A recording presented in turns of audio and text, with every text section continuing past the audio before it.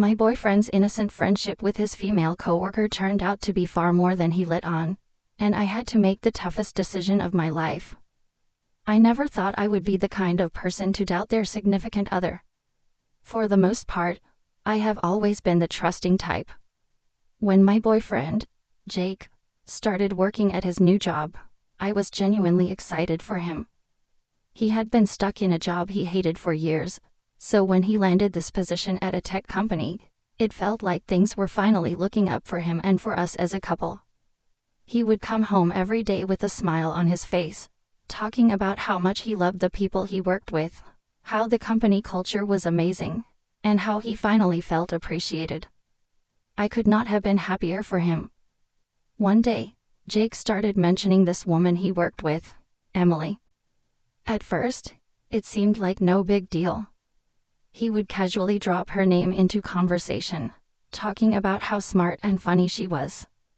I remember thinking, great, he is making friends at work. I never felt threatened by it because I trusted him completely. I had no reason not to. We had been together for 3 years at this point, and while we had our ups and downs, I never doubted his loyalty or love for me. But as the weeks went by, I noticed that Jake started talking about Emily more and more. It was not just the occasional mention anymore. She had become a regular part of his daily updates. He would talk about how they would grab lunch together, how they would collaborate on projects, and how she always made the workday more enjoyable for him. Again, I told myself it was fine. He was allowed to have friends, even female ones. I did not want to be the kind of girlfriend who policed his friendships. Things took a turn when Jake mentioned that Emily had invited him to a work-related event after hours. He said it was nothing serious, just a few people from the office getting together for drinks. I told him to have fun and did not think much of it, but that night, he came home a little later than expected. When I asked how the night went, he was unusually vague.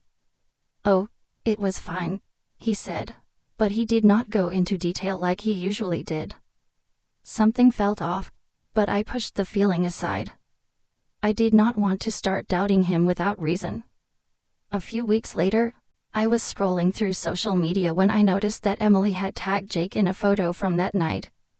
In the picture, they were sitting next to each other at the bar, and while there was nothing outright inappropriate about it, the way they were sitting so closely, with her arm casually draped over his shoulder, made my stomach twist.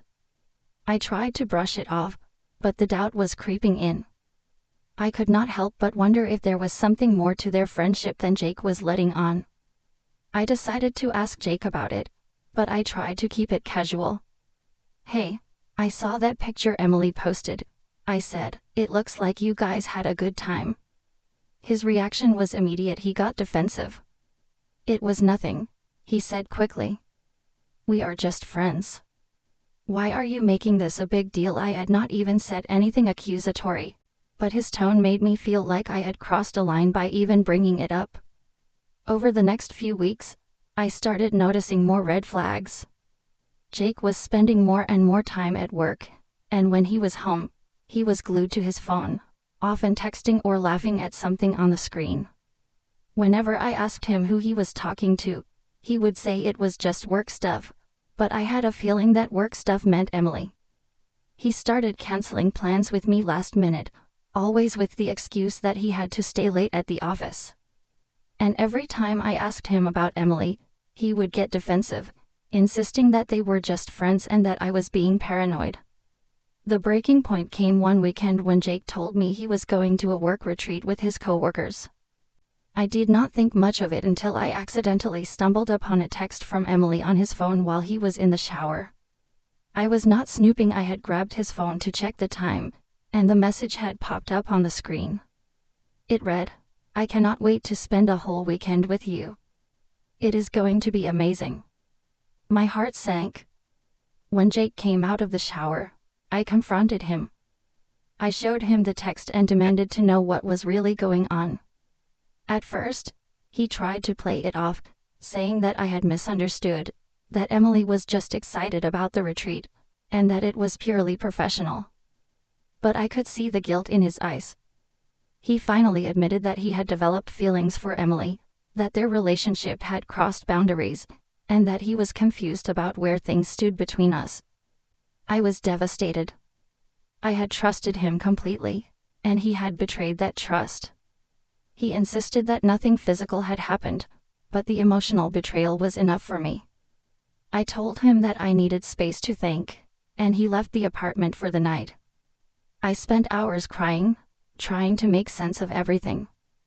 I wanted to believe that it was just a mistake, that he could still be the man I thought he was, but deep down, I knew that things would never be the same. In the end, I made the hardest decision of my life. I broke up with Jake. I told him that I could not be with someone who had crossed such a significant line, even if it was just emotional. Trust is the foundation of any relationship, and once it is broken, it is almost impossible to repair. He begged me to forgive him, saying that he had made a mistake and that he still loved me, but I could not shake the feeling that if I let this slide, it would only happen again.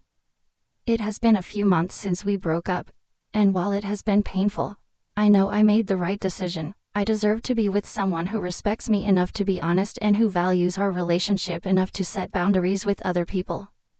Jake and Emily are still working together, and while I do not know what happened between them, I have cut all ties with both of them. I am still healing, but I am stronger for it, and I know that this experience has taught me a lot about trust, boundaries, and self-respect.